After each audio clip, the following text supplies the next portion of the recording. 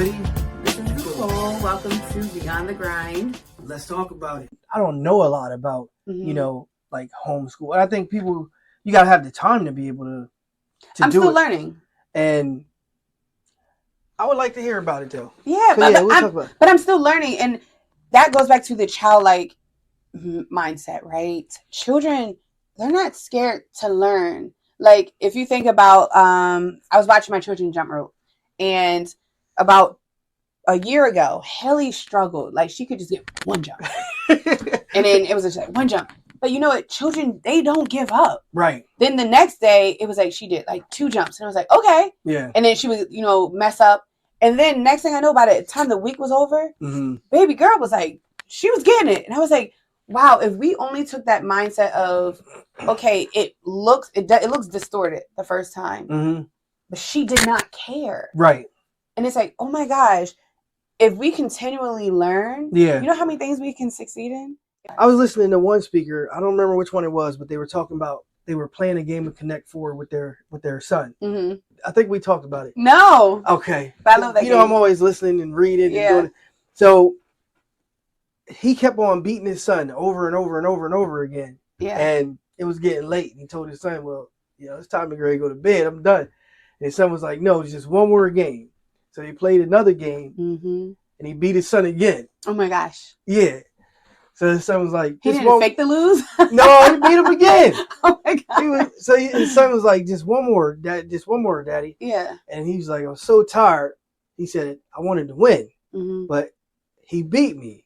And he said, as soon as his son beat him, his son said, Daddy, I'm tired. I'm ready to go to bed now. That's right. You take your win. That's right. So he went on to make the statement that in life, we have to live by this statement, and it's not over until I win. And this goes just to show, like, just what you were saying about your daughter jump roping. Yeah. We have to have that mentality. Yeah. Like, whatever we going through, wherever we are, like, it's not over until we win. Until we win. It makes me think of this quote my pastor said, does your thinking create your environment, or does your environment create your thinking? Well, you didn't drop the mic. Yeah, so that's something that everyone can ponder on. Yeah. And say, like, you know what, like... Say it again now. Say it again. Does your thinking create your environment, or does your environment create your thinking? Wow. And then, whatever your answer may be, sometimes change is okay. Right. And a child, they'll change. Like, if they don't want to sit next to you, it ain't working for them. Yeah. They'll move. They'll go somewhere. And sometimes we have to be willing to get uncomfortable and be willing to just take a step to just readjust and continue to try new things. We're learning ourselves, be willing to learn, and be willing to possibly have to change your whole environment. I mean, I agree with that. The other day, I was on my cell phone and I was trying to register something. Okay. And as I kept putting it in, I was getting no service. And I was like, 5 minutes went by, still no service. And I still kept trying because I had to get it in. You in the woods? No, I mean, I was literally in the parking lot. Seriously, I was in the parking lot, and I was trying to get it accomplished so I can move to the next thing. Yeah. And I was like, let me just keep trying. And next thing you know, 10 minutes went by. And I'm like, you know what? Just like you were just mentioning, I was like, I'm going to move. So I started my car, and I moved. And I moved to probably about 5 spaces over. Listen. And it went through. Listen. I was able to get it in. All right, Pastor. And guess what happened? What? I said to myself, if I would have did this 10 minutes before, imagine what I could have gotten done in those 10 minutes I missed while I was just sitting there. Just trying to figure out, no, it doesn't out of work. Service. Right. Just being content with it not working. Old behaviors in a new situation produce the same failures. Wow. My pastor said that too. At least you giving them credit. But no, for real. So but how often do we do that? That's what I'm saying. We always we don't want to change up anything. And all we got to do sometimes is take a few steps forward or a few steps backward, and it can ultimately put us in the position where we can alter our path and get to where we need to get to quicker. Yeah. But we need to tell our clients that too.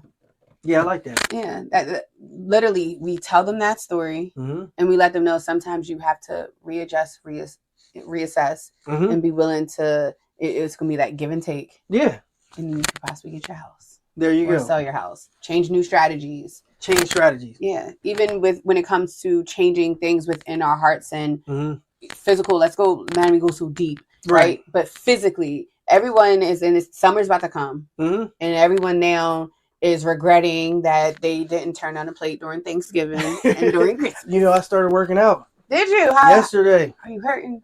No, I wasn't too sore. I mean, if you work out with a 13-year-old. Oh, you got to, that.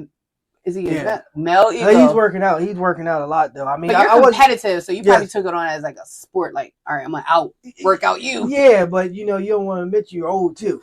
You know, because you're like, oh man, you know, wake up, your shoulders a little sore or something. You still gotta act like everything is fine. Yeah. Like they always say, act as if. Yeah. No matter what, you go into meetings, you know, and you like, that's what I'm tired. All the time, there, like bubbly, like hi, good morning. You always acting as if. Exactly. Yeah. Somebody was talking about the mask people wear. I think talking about it in general, where it was just like, ultimately everybody wears a mask like every day somewhere. But why? Why? Well, one, I think it would be reckless to think that everyone like you. It would be reckless for me to have the mentality to think that everyone who I interact cares about how I'm doing. Right. Right. So I'm not saying wear a mask and pretend to be someone you're not, but I think it's an important thing within wearing a mask to push yourself beyond how you feel. Because I agree with that. So like you said, like let's say if I am going through something, okay, so let's say you're at risk of losing everything, but you losing everything is like, that's your household, that's your family. Right. And I'm more so at risk of losing my March Madness bet. So imagine if I walked around and it's like I'm wearing that load on my shoulder compared to what you have. Right. First of all, you would look at me like, girl, that's the worst of your problems. Like, I'm about to lose everything. That's what they say. You think you got problems? Sit down with somebody else and watch the 500 they put on the table in front of you. I don't know, like there's a song that old gospel song, because that's where my roots are, and it's the Hawkins, and they were saying be grateful because there's someone else. Walter Hawkins. Yes. Going up yonder. Going up yonder. Yes, but no, their song of be grateful. It was saying there's someone else that's worse off than you. Right, right. And having that mindset of me pushing beyond how it feels. Sometimes you gotta be careful not to gaslight your own self. Like, get over it. There's someone else who's going out. Right. But it does keep me very grounded in knowing that the world doesn't revolve around me. And girl, if you're not feeling it, fake it to make it until you make it. Like, because that's true. By pushing yourself, you're acting as if. Yeah, you have to. Because you're putting that and you're manifesting that. The same way you told your son he's a genius. And you've probably been saying it since he's been born. Yes. But imagine if he had some learning hurdles, because I don't want to say disabilities, they make it seem like it's a handicap where you can't move beyond it, but hurdles, learning obstacles. Right. And he didn't push beyond how he felt, and it was like, well, I can't learn. I can't. But because you set that expectation of I'm a genius, it's like, I got to show up as my best self, even though I'm not feeling my best. That's right. There you go. I have to do that when it comes to working out. No, my sister, she had told me one time before, like, I was like, sissy, like, my heart ain't made for that. Like, right. I'm like, like, well, I mean, I don't think you gotta be a unique person to want to like work out, right? To work out. But what I can say, but does anyone really like working out, or do you like the results? I think because when you talk about results, it's also feeling too, like how you feel. Because you know, like I worked out my whole life, like, you know, since I was like 12. Just because I was a little chubby kid at first. Were you? Yeah. Have to bring my two brothers used to make fun of me. Really? So I had took off for like, you know, the last 4 or 5 months because, you know, life was just happening. Yeah. And it wasn't like, it was like probably like the first time that I hadn't worked out in my whole life, like consistently all the time. Okay. But it felt good to stop. Like I heard Sean T. I don't know if you know him, but he created this. Yeah, he's the workout, the beach body. Beach guy. I heard him one day on TV. He said, sometimes a break will fix you. Yeah, and I agree. Yeah, so, you know, so I got to the point where like all that time of not working out. And I was like, yesterday, so much was happening. And I was like, I promised my son because I think many people get afraid of commitments. You know what I mean? I agree. When you commit to something, it's different. Accountability. Now you have to do it. With that being said, it's one of those situations where, like, when you committed to it, Mm-hmm. there wasn't a way I can tell them, no, I'm not going to work out with you today. Exactly. Even though I went through everything, I was so tired, call after call. You pushed beyond how you felt. And you know, you start at 6 a.m, it's 6:30 at night. I'm like, I'm going to follow through. Mm-hmm. So he asked, Dad, you ready? I said, I'm ready. So when I went down there and worked out, got done working out, and I said, you know, the next day, like today, I felt better than I felt for the 4 or 5 months. Isn't that amazing, the way our bodies work? How they immediately respond to something that is natural in them. And I think the break did fix in this rat race. Yeah. It's like, all right, I'm going to go to work, we're going to work out, we're going to do this and that. And then when you had the break, you can kind of live a little bit. Sometimes we do have to reset and then come back and reevaluate, okay, how can I do this better? What made me stop before so I can make sure I don't do that again? Right. And with working out, I started jump roping. And so now you taking your daughters No, so I took a break. I'm getting back to it, but I had started jump roping, and the first time I did it, I literally thought death tapped me on the shoulder.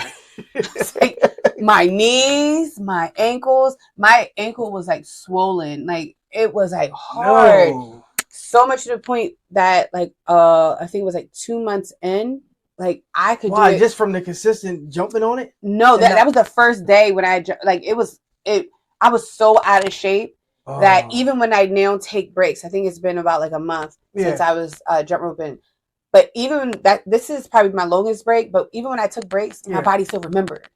Like, and I'm like, you have to get back to that pattern of remembering. But I mean, I still take a break right now because my knee hurts. I told you, but when I went skating with my children, how I fell, and so embarrassing. No, I'm not laughing at No, it was the worst because my skate broke. Like the brake fell off. And then only thing I could think about, and I had my glasses on because I need my glasses to see it. I'm like, please don't let them fall off my face, and don't let too many people come over here. We gotta make sure we keep the skates away from you. I need knee pads. We need you. But you know what? The world needs you. The world needs you, right? It took me out. Jesus. My children kept skating, looking bad, and my husband comes over, his sister, and everyone, they're like, you okay? And I'm like, don't look at me. But what I was saying is, man. So I am getting back to like working out, and I think sometimes we always think of taking care of our bodies for the aesthetics, right? Where it's like it should be deeper, like our hearts. We should want our hearts and our lungs, the things that people can't see, and that just goes overall with our well-being. No, I agree with that. We have to focus more on our insides as well. Yeah, I agree with that. Our minds, yes, our hearts in the right place. Is our character okay? Because yes. those are the things that people really can't. Well, your character you can see, but those are things people can't see. Well, what things you think people can do? I mean, like, you know, as a tool to be able to, you know, address those. Because you and I, we always consistently talking.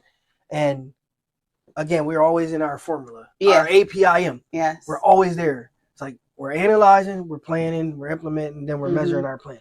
So, like, what things can help people with all the philosophies that you just said? Like, how do I get better at, for example, just say if I had a situation where I had a communication problem. Okay. Like, for example, Shannon Sharp, who was a great football player. Yes.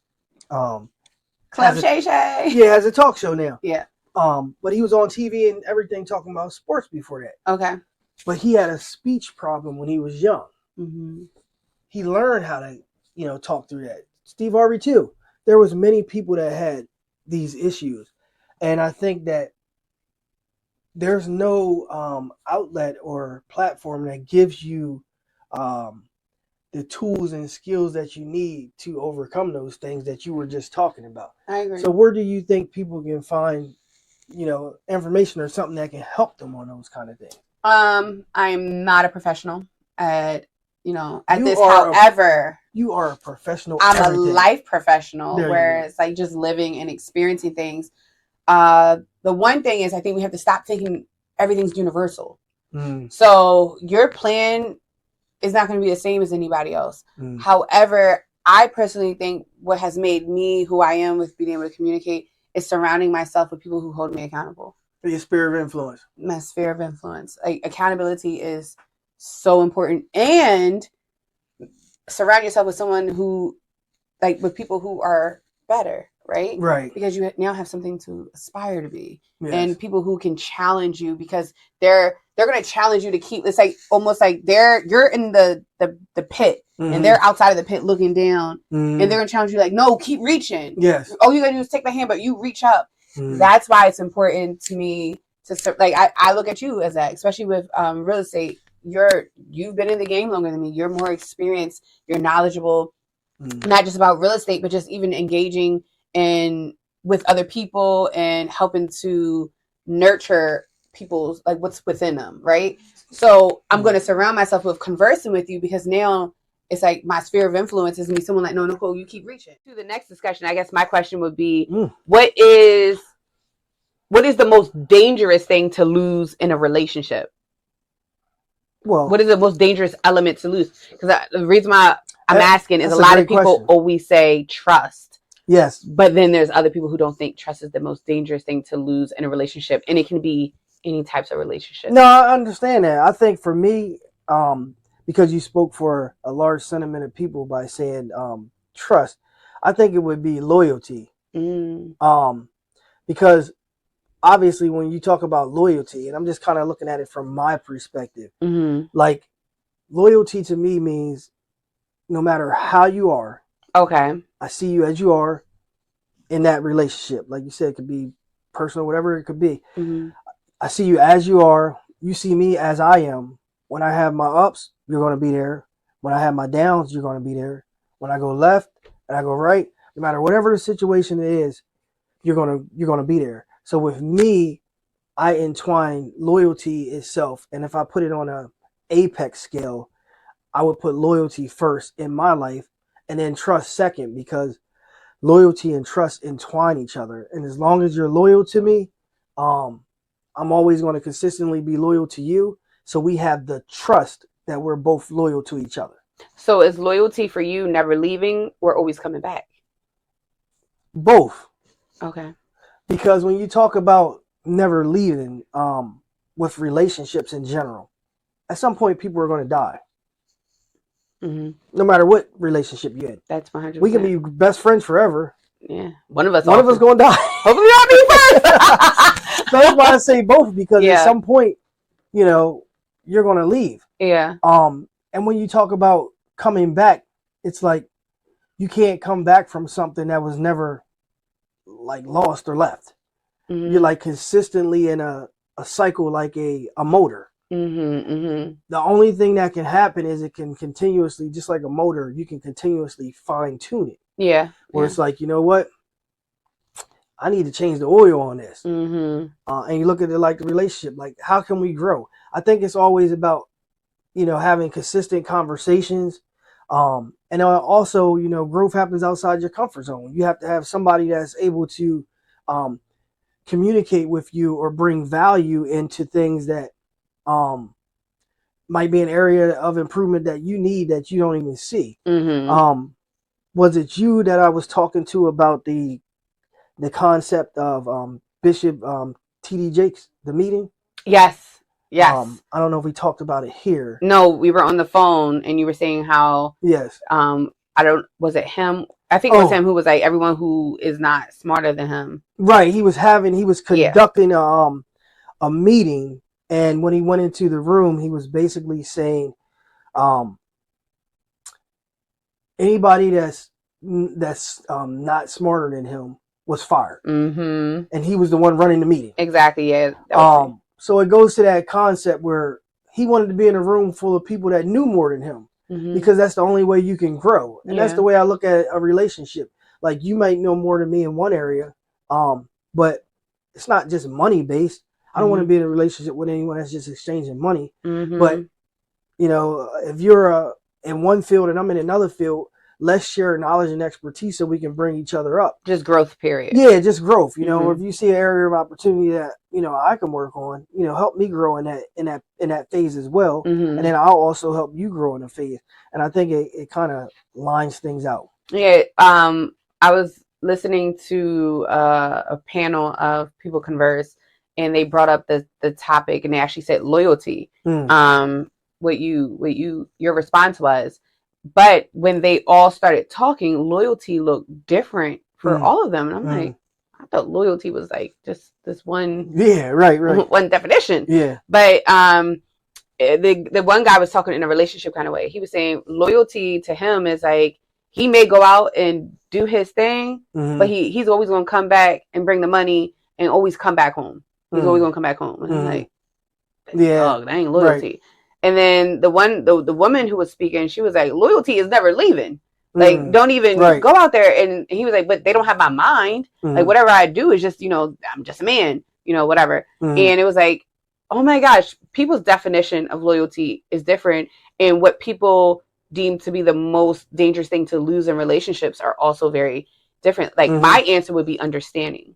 I think the moment that you lose understanding in a relationship. Old school song, what is it? Understand it. No, I never heard that song. See, you gotta get in the music, Nicole. I'm gonna sing. No, that's you. Yeah, that's you. Listen, that is your lane, and then you can school me. Yes, and then some songs I know, and some songs I'm like, what? But I'm sorry, I broke your thought because you were saying. No, you're fine. But for me, understanding is like without understanding, right, and not having that in a business relationship, marriage. Even with your child, like parent-child, this is just me. Right. I feel that without understanding, then there's never progress. Because if I can't understand why you did a certain thing, that's going to hinder us moving forward. That's just me, and yeah. So how does, because people are two different entities. Yeah. How does one obtain understanding if they don't isolate and identify what area of understanding that they need to be able to understand in? That was layered. Okay. You know the movie Inception where like they were in a dream about a dream? Yeah. Okay. So let's say there's stuff going on. Right. And I have to understand your character. Right. So that way I can first give you the benefit of the doubt and not think the worst. Then that's where the grace is going to come in and say, Nicole, like, just ask questions. So then I have that on my shoulder. So now I'm coming in softer. And not as attacking, like a lion, right? Right. Because, we can be vicious when there's no understanding and you come in just ready to pounce. Right. And so you have to have the understanding of who you're dealing with. So if I have to understand who I'm dealing with, then I'm going to come in and ask, like, okay, what did you mean when you did this? What were you thinking? What were your motives? Because I feel like your character wouldn't have you do that, but what were you thinking during that time? Right. What was the thought process? And understanding doesn't mean me agreeing. It just means that you were able to convey back to me where your mind was. And I feel as though sometimes we confuse understanding with always agreeing. We don't have to agree to understand. Right. I can understand that you said, whatever. I don't have to agree with you. Right. But I understood what you said. Yeah, I like that. It's basically an open conversation. Yeah. And like I said, you might not agree with the person, but they may have one opinion, then you have another opinion, and then just like we say in real estate, you want to have a meeting of minds. Yeah. So yeah, I'm in agreement with that. Yeah, and it doesn't, what's funny is with opinions and you start giving contrary opinions and stuff like that, sometimes we try to find the right in it. Like, right. I think you were expressing how you had a conversation when we were talking, and you were saying how, like, whatever the dialogue was, it wasn't so much that y'all both agreed. Right. You walked away saying there were some valid points on this side and there were some valid points on that side. Yes. And I think if we walk away with that mindset of saying there was no right in this, it doesn't have to be a right and you're wrong. Right. It just means I understood and I can hear where you're coming from. You understood and you hear where I'm coming from. And then there's progress and growth because from that situation, a new idea has just been birthed. Yep. And you get time to really think about it too. Yeah. I know people talk about meditation, but thinking is like so important. Oh my gosh, you need to. Yeah, like for me, like the best time I think is like very, very like early in the morning or like really, really, really late at night. And just having the ability to think itself is a freedom. Depending on who you are nowadays, it's a freedom in a prison. Oh. Because this gonna have to be a whole nother episode. I know we're about to get real deep, right? Coming for the heart matters. Yes. No, because you find like people are being left with their thoughts and feeling hopeless and all these things. But for me, thinking is freedom. Sitting with my thoughts, like I love a moment of like when I'm driving, you have some people listen to music, and if I'm not listening to anything or speaking on the phone with somebody, I like silence. I love to be left with my thoughts. That's deep though. You feel that, not feel, because I know it's truthful from like suicide rates and things of that sort. That's where I was coming. Yeah. People get to the position where they're thinking in their mind is a prison. It's a prison. Yeah. They don't know what to do with their thoughts, or they don't have an escape to. That's deep, man. There's got to be outlets and things of that sort where, you know, those people can get help, because there was a song called Four Corner Room by War. And the song goes, as I sit in my four corner room, and they're talking about their mind. And they're talking about all the amount of thoughts that they're having, you know, in their mind. And they're trying to find a way to outlet it. I know. And it's, if you're not built with the tools to be able to navigate through the complexities of life. Yes. And the thoughts that sometimes, like, because what's crazy is, I remember my pastor said, like, you can't control your thoughts. Right. Like, it comes through your mind so fast. You can't control your thoughts. You control what you keep thinking. Right. And, I like that. Not being able to to dissect what are things that you should be throwing away and making space for the things that you should be bringing into your thought patterns. That can feel like a prison. You can feel trapped by your own thoughts. And then sometimes your thoughts get so magnified where you think it's your reality. And it's not. It's just your perception of reality. So deep thinking. Yeah. And a lot of times we say therapy. And I think a lot of people when you hear the word therapy, you think like it's bad, you know? Yeah. Yeah. It's tainted with like, I'm not crazy. Yeah, you know. Well, you might be, but second we're joking. But no, therapy is just your outlet of someone to speak to. However, I will say finding the right person to speak to, it doesn't have to, it doesn't have to be so much a licensed therapist. Because depending on who you are, like for me, I find therapy speaking with someone else who has like the same moral compass as I do. Yes. And being able to like, go back and forth and pop things off. And I like how you define therapy in general, where you defining it as an outlet, because it may not necessarily be talking to somebody. Somebody might find therapy in painting, bird watching. Yeah. Unless it's the care. But you're right, Pete. There's so many outlets that can be. Writing is a great guitar. Yes. Like, musical instrument, drums, like networking groups, anything that. Working out. I think you said that one time before. Like out, pushing your body beyond the limits can help you push your thoughts behind what is limiting you. Yes. So this is, I think, our disclaimer for anybody who feels though like they're imprisoned. Yes. With their own thoughts. To find the therapy that works for you, and it doesn't have to be the typical. The typical thing, talk to the therapist, meet with them. The healthy way that helps you go through your thoughts and dissect your thoughts, I think is so important for everybody. We should find and research areas of opportunities for people that, probably just give them some links or some kind of storyboard of, where they can start. I think that's the hardest thing with anything. We'll post that on the link. So look out for the links for this this podcast. Yes. And we'll give some resources of where you can go. Love it. And write into us. And we're not licensed, but we're pretty good. Thank you for tuning in to another episode of Beyond the Grind. Let's talk about it.